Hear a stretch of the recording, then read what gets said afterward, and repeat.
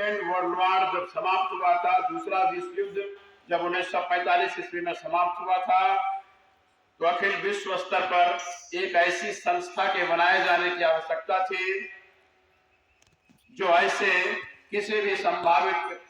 विश्व युद्ध की विभीषिका को रोक सके।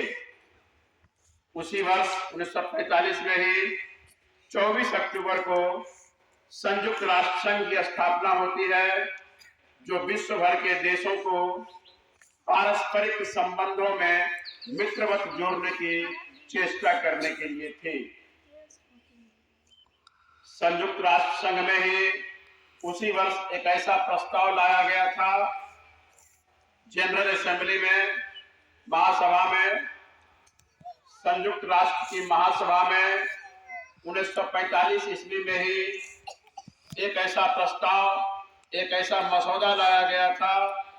जिसमें विश्व भर के मानव के लिए उनके मूलभूत अधिकारों के रक्षार्थ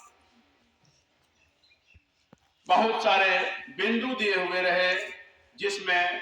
उनके प्रति न्याय, उन्हें जीवन जीने की आजादी, अपने हिसाब से जीवन के लिए तरक्की करने के अवसर और जो एक मनुष्य को आवश्यक होती है वैसी सुविधाएं उन्हें मिलनी चाहिए। गुलाम प्रथा का अंत, स्लेवरी सिस्टम एक कोड़ की तरह मानव समाज में रहा है और कभी कभी उस दौर में मनुष्य को मनुष्य भी कैद करके वर्षों बरस तक रख लेता था और उन्हें विभिन्न तरह की अमानवीय, सोचिए जरा, मानव को अमानवीय यातनाएं दी जाती रही। 1945 ईस्वी में मनुष्य के इन्हीं अधिकारों की रक्षा के लिए जो मसौदा संयुक्त राष्ट्र संघ की महासभा में लाया गया था, उस पर अंतिम मुहर या उसे मान्यता या उसे कह लीजिए लागू करने के लिए आज ही का दिन 10 दिसंबर 1948 चुना गया था। 10 दिसंबर 1948 ईस्वी को संयुक्त राष्ट्र संघ की महासभा ने मानवाधिकार के लिए लाए गए उस प्रस्ताव को स्वीकार लिया था और विश्व भर में मानवता की रक्षा के लिए, मानवों के मूलभूत अधिकार के लिए उस मसौदे को तैयार और स्वीकार कर लिया गया। तब से 10 दिसंबर को अंतर्राष्ट्रीय स्तर पर मानवाधिकार दिवस मनाया जाने लगा। मनुष्यों को विभिन्न प्रकार की अमानवीय यातनाओं से मुक्ति, उन्हें जीवन में स्वतंत्रता के लिए जागरूक किए जाने का अधिकार, मनुष्य मनुष्य को गुलाम न बना सके, मनुष्य मनुष्य को शोषित न कर सके, उनका शोषण न कर सके, वे भी आजाद रूप से, आजादी से अपनी जिंदगी जी सके, इसके लिए मानवाधिकार आयोग ने कार्य करना आरंभ कर दिया।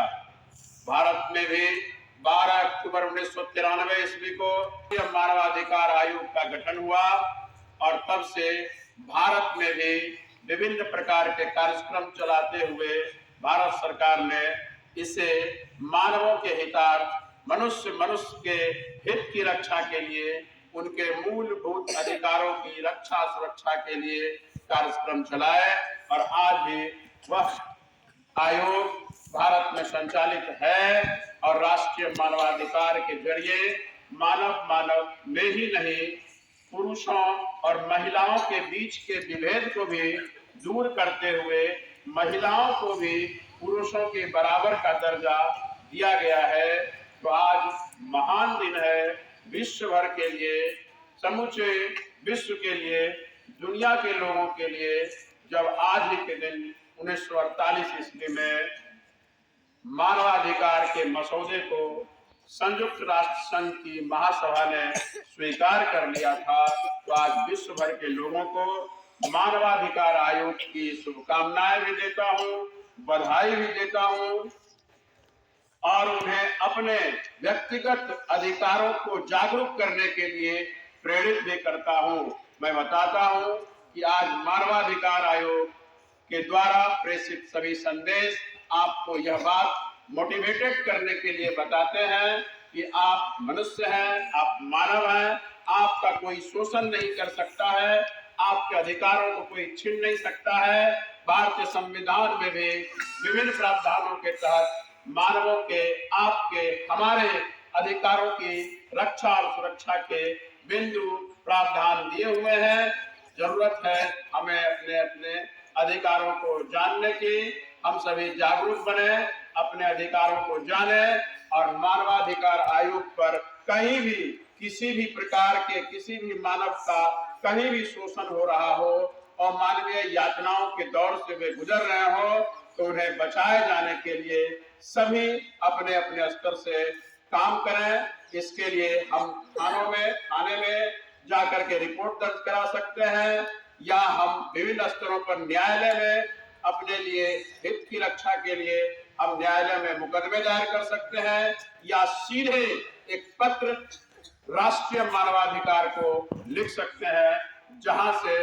संबंधित पदाधिकारी हमसे हमारी परेशानियों को जानते हुए उन मानवीय यातनाओं के दौर से हमें मुक्त करने के लिए वे कोशिश करेंगे, हमें न्याय दिलाएंगे। चलिए